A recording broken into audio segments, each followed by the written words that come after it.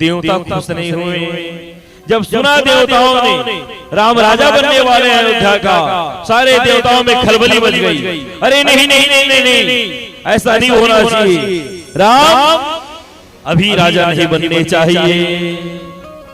कोई जाओ, कोई रोको, कोई टोको, मना करो, कल के दिन में राम को राजा नहीं बनना है। सबने विचार किया, ब्रह्मा जी के पास गए, विधाता आप कुछ करो ना। विधाता ने कहा मैं कुछ नहीं करने वाला। क्यों? हो ही वही जो राम रचि राखा, मैं अपनी तरफ से कुछ नहीं करने वाला। शंकर जी के पास में गए, शंकर जी ने हाथ खड़े कर दिया, राम करने चाहे सो होई, करे अन्यथा ऐसे ना कोई। मैं कुछ नहीं करने वाला। सारे देवता थकार करके अंत में सरस्वती के पास में गए। हे सरस्वती, अब तुम ही एकमात्र सहारा हो, तुम ही बुद्धि की दात्री हो। तुम जब चाहो, जब जैसा चाहो बुद्धि फेर सकती हो। जा सरस्वती जा, अयोध्या में किसी की बुद्धि फेर दे। क्या? अयोध्या में जाओ और किसी की बुद्धि फेर दे। सरस्वती ने कहा वाह देवता, वाह कैसे स्वार्थी देवता है। स्वार्थ लागी करे सब प्रीति, सुर नर मुनि सब की यही रीति। ऊंच निवास नीच करतूती, देख न सकई पराई विभूति। सरस्वती ने देवताओं को खूब डांटा है, लेकिन कार्य सिद्ध भी करने हैं। सरस्वती मान गई, चली आई अयोध्या नगरी। एक दिन बीत गया, सरस्वती घूम रही, किसकी बुद्धि बिगाड़ो, किसकी बुद्धि बिगाड़ो। दिन निकल गया, कोई मिला ही नहीं। 2 दिन बीत गए, सुनो 3 दिन बीत गए, 4 दिन बीत गए,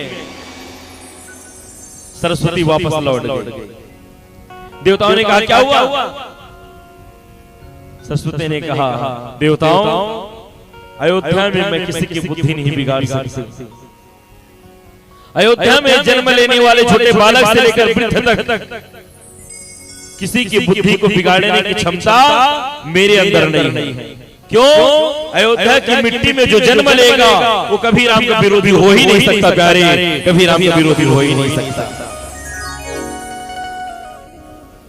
सब देवताओं ने निर्णय किया, तो एक काम करो, जाओ देखो कोई ऐसा पात्र जिसका जन्म अयोध्या में ना हुआ हो। ठीक है सरस्वती, जो अयोध्या में जन्म लिया हो उनकी बुद्धि तुम नहीं बिगाड़ सकती, पर कोई तो होगा ना जो अयोध्या में जन्म नहीं लिया होगा। तब सरस्वती पुनः फिर आई। 4 दिन बाद फिर सरस्वती लौट के अयोध्या में आई। तब क्या देखते हैं, सरस्वती की नजर पड़ गई। नाम मंथरा मंदमती, चेरी किंगई के अजस पेटारी जाहि करी, गई गिरामती फेरी। पूरी अयोध्या में कोई पात्र नहीं मिला, एक मिले, एक मिली जिनकी बुद्धि बिगाड़ी जा सकती है। कौन? बोलो ना, बोलो क्या नाम थे उसका? नाम मंथरा मंदमती, चेरी केंकई केरी, अजस पिटारी ताहि करी, गई गिरामती फेर। वो मंथरा है। सरस्वती ने देखा इस अयोध्या में एकमात्र मंथरा ने जन्म नहीं लिया। हाँ, मंथरा की बुद्धि बिगाड़ सकते हो। क्यों? क्योंकि मंथरा केंकई देश से जन्म ली है। कौन है मंथरा? चेरी केंकई केरी, केंकई की दासी है मंथरा। लेकिन आप जानते हो मंथरा कौन है? मंथरा कोई कुबड़ी नहीं है। आइए मैं मंथरा के पिछले जन्म की कथा सुना रहा हूं, जो कथा आज तक कभी नहीं सुनाया होगा। मंथरा कौन है ये किसी ने नहीं बताया होगा आपको। मंथरा है महाराज बृहदासुर राज के, किंकई राज के, किंकई के पिता महाराज अश्वपति। किंकई के पिता क्या नाम था? बोलो तो। जैसे कौशल्या के पिता थे महाराज भानुमंत, जो छत्तीसगढ़ के राजा थे, ऐसे किंकई के पिता थे अश्वपति। अश्वपति के एक बड़े भाई थे जिनका नाम था बृहदासुर। क्या नाम था? बृहदासुर। और बृहदासुर की एक पुत्री थी, नाम थी पवन रेखा। क्या नाम? पवन रेखा। ये बृहदासुर की पुत्री है। ये बहुत चतुर है, बहुत कुटिल है। दोनों कुंवारी अवस्था की थी। मैं आपको बता दूं, जब किंकई और मंथरा, जिनका असली नाम था पवन रेखा, 16 साल की थी। कितने? 16 साल की। तब दोनों बहन, अब दोनों काका बड़े की जो होते ना, इस नाम से दोनों बहन थी। तो दोनों बहन एक दिन जंगल गए थे। तो जंगल में बृहदासुर नाम के, क्षमा, महाराज मृगंडू नाम के एक महात्मा जी थे, सौरभी ऋषि। सौरभी ऋषि आग बंद करके तपस्या करने बैठे।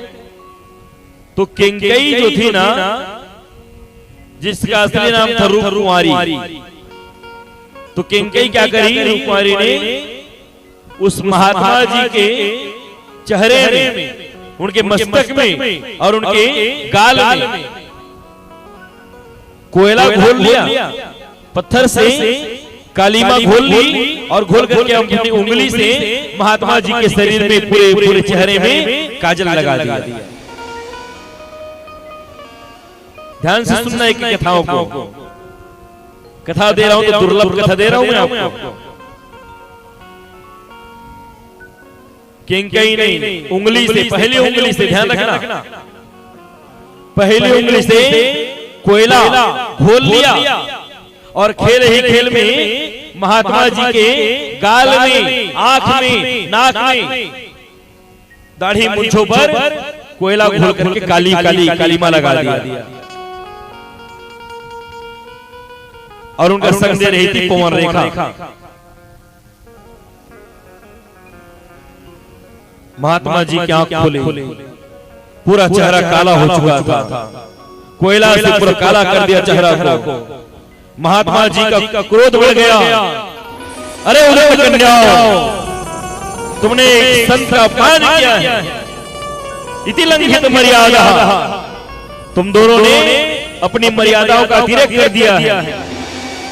जा, मैं श्राप देता हूं, जिस उंगली से तूने मेरे शरीर पर कालीमा पोती है, तेरी उंगली लोहे की हो जाए, लोहे की हो जाए, लोहे की हो जाए। किंकई को श्राप दिया महात्मा ने, तेरी उंगली लोहे की हो जाए, लोहा बन जाए तेरी उंगली। किंकई की उंगली लोहे की हो गई। पवन रेखा को श्राप दिया, तू इनका संग दे रही है, जा, मैं श्राप दे रहा हूं, तुम्हें सन्निपात बीमारी हो जाए। क्या? सन्निपात बीमारी। देखते देखते किंकई का पूरी उंगली, ये जो पहली फर्स्ट फिंगर है, पहली उंगली, तर्जनी उंगली लोहे की हो गई। और श्राप दिया, जैसे आज तुमने मेरे मुंह पर कालिक पोती है, एक दिन ऐसा आएगा जब संसार तुम पर कालिक पोत देगा, तुम पर कलंक लगा देगा, तुम पर कलंक लगा देगा। किंकई को श्राप दिया। और फिर पवन रेखा को श्राप मिला, सन्निपात बीमारी हो जाए तुझे।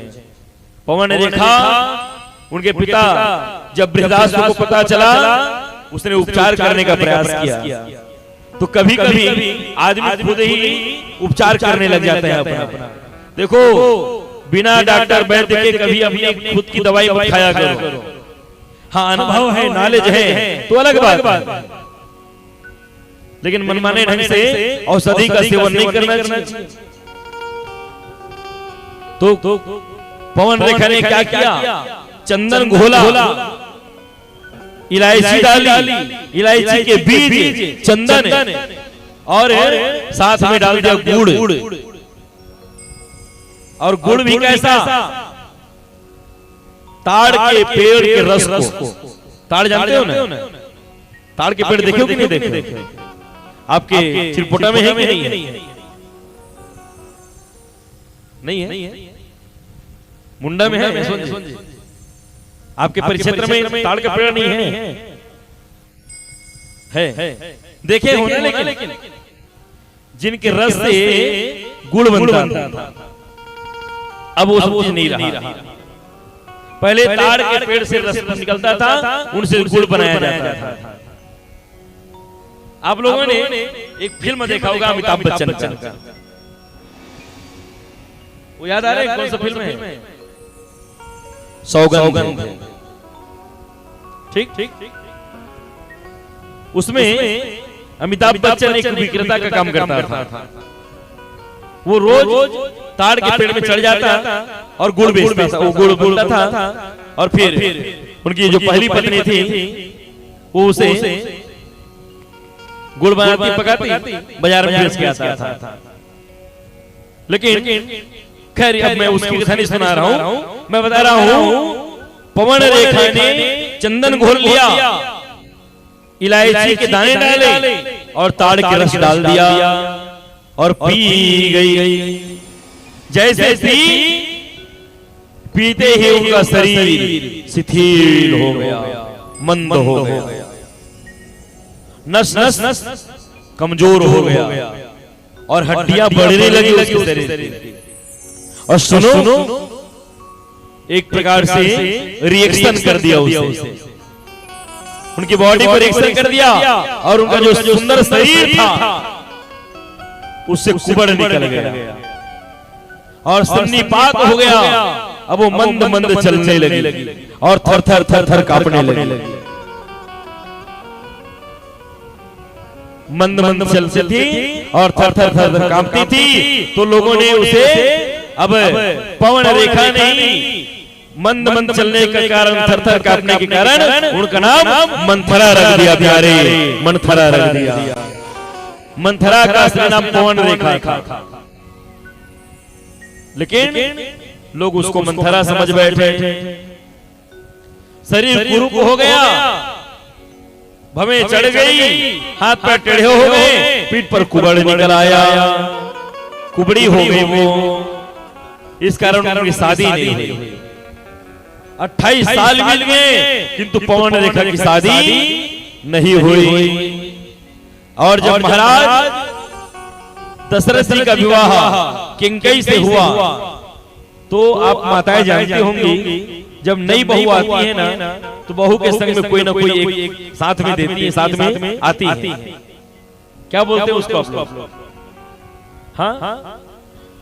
हाँ, छत्तीसगढ़ी भाषा में लोकहाड़ी। ठीक। तो ये वही मंथरा है, पवन रेखा, जो, क्योंकि पवन रेखा की मित्रता किनसे थी? किंकई के साथ में। तो किंकई भरे बीमारी उनको हो गई है, लेकिन बीमारी हो गई इसका मतलब छोड़ थोड़ी दूर इसको, बचपन की सहेली है मेरी। शादी करके जब अयोध्या गई तो जनक जी से, क्षमा, दशरथ जी से कहा, महाराज मेरी एक बहन है, हम दोनों बचपन खेले खाए पढ़े लिखे, अब मेरी शादी हो जाएगी, उनका देख रेख कौन करेगा? तो मैं चाहती हूँ कि जो मेरी बहन है मैं उसे अयोध्या में ले आऊं। दशरथ ने कहा अच्छी बात है, ले आओ। तो किंकई के लोकड़हीन बन करके ये मंथरा आई थी, और मंथरा किंकई को हर बात बताती थी और सिखाती पढ़ाती थी। आज वही मंथरा जैसे सुने हैं देवताओं ने कि राम को कल राजा बनाया जाएगा, अब फिर सारे देवताओं ने सरस्वती को भेजा है और सरस्वती आई और आकर के मंथरा की बुद्धि में बैठी और मंथरा की बुद्धि में जैसे बैठी जाकर के मंथरा किंकई को समाचार सुना दी। और बाबा तुलसी लिख बैठे हैं मंथरा क्या समाचार देती है किंकई को। आइए भाव से सुनिए।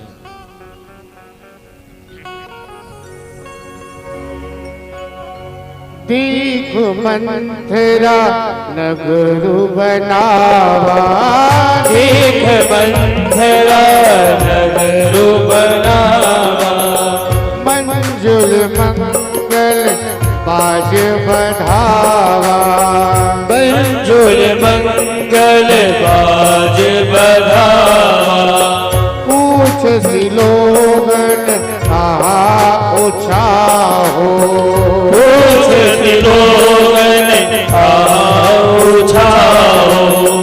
राम तिलक सुनी भाओर गाहो, राम तिलक सुनी भाओर गाहो, करई विचार बुद्धि को जाती, करई विचार बुद्धि को जाती, होई आकाज कवनी विधि राती, होई आकाज कवनी विधि राती, होई आकाज कवनी विधि राती, होई आकाज कवनी बुद्धि आती, कंद्रो विनत ही दीन दुखू, तुम ही कौशल्या देव, भारत बंद गृह से रही, लखन राम की दौड़े दौड़े दौड़े दौड़े जैसे गई अयोध्या सजी हुई है, बंधनवार तोरण कलश दीप से जगमगा रहा है अयोध्या।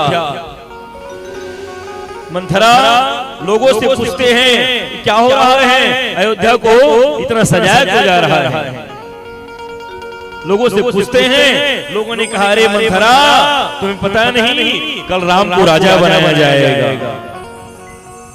जैसे सुने हैं मंथरा ने कान बंद कर लिए, नहीं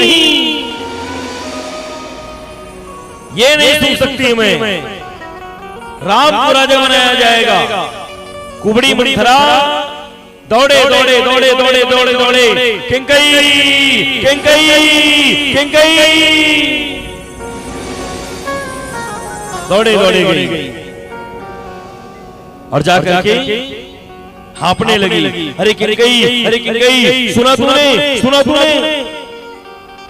किंकई बोले मंथरा शांत हो जा, पहले पानी पी, पहले बीपी बढ़ गया तेरा, क्या कर रही है, हुआ क्या, क्या शेर देख लिया, क्या भूकंप आ गया, प्रलय आ गया, या तेरी मृत्यु आ गई। अरे किंकई मेरा उपहास मत कर, मेरी नहीं तेरी आफत आई है, तेरी आफत आई है। मंथरा क्या बोल रही है, किंकई मैं अभी अभी सुन के आ रही हूँ, पता है कल राम को राजा बनाया जाएगा। जैसे किंकई ने सुना है खुशी के मारे नाचने लगी, क्या कहा मंथरा, अरे इतना सुंदर समाचार दिया है, ले हार पहन ले मेरा, ये सोना ले ले, ये चांदी ले ले। कितना प्यारा समाचार दी है मंथरा। कांप तो ऐसे रही है जैसे काल को देख लिया है। अरे मंथरा ये तो खुशी की बात है, राम राजा बनेगा। अपनी हार पहनी हुई नौलखा जो हार है ना, निकाल करके मंथरा को देने लगी। मंथरा बड़ी थी किंकई से, मंथरा ने मना कर दिया, किंकई अरे दुर्बुद्धि तू क्या कर रही है? मैं तुझे कुछ बताने वाली हूं। बोले क्या? राम राजा बनेंगे तो अच्छी बात है, इसमें बुरी बात क्या है? किंकई तुम्हें इतना भी पता नहीं, राम राजा बनेंगे तो जो राजा बनेगा उसकी मां महारानी बन जाएगी और कौशल्या महारानी होगी। किंकई ने कहा तो अच्छी बात ही तो है। मंथरा ने कहा वाह किंकई कैसे समझाऊं तुझे? अरे मैं तेरा हित चाहती हूं, मैं इसलिए तुमको बोल रही हूं। तेरी बुद्धि कहां चली गई किंकई? राम राजा बनेंगे, उनकी मां महारानी बनेगी, सीता रानी बनेगी और तू दासी बन जाएगी। सौतिया डाह चालू हो जाएगा।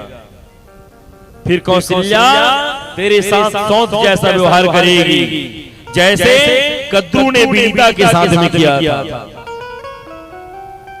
कद्रू विनीता ये कौन है? कश्यप ऋषि की तेरा पत्नी है।